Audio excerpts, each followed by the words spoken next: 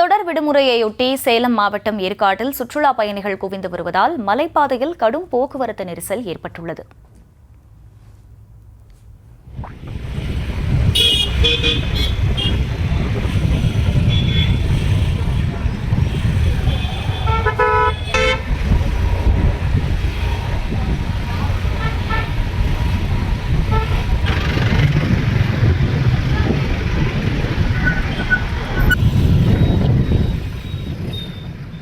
கூடுதல் விவரங்களை செய்தியாளர் மணிசெல்வம் வழங்க கேட்கலாம். மணிசெல்வம், வணக்கம். முழு விவரங்கள்.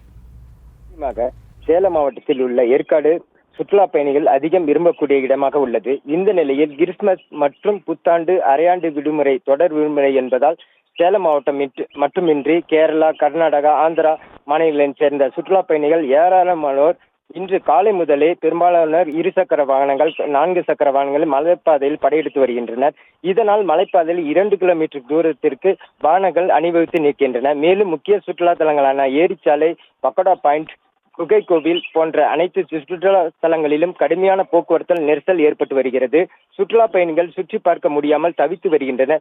ஒரு சில சுற்றுலா பயணிகள் சாலை ஓரங்களில் வாகனத்தை நிறுத்திவிட்டு செல்வதால் ஒண்டிக்கடை, ரவுண்டானா, அண்ணா பூங்கா, ஏரிச்சாலை, படகு இல்லம், லேடி சீட், பக்கோடா பாயிண்ட் போன்ற பகுதியில் கடுமையான போக்குவரத்து நெரிசல் ஏற்பட்டு வருகிறது.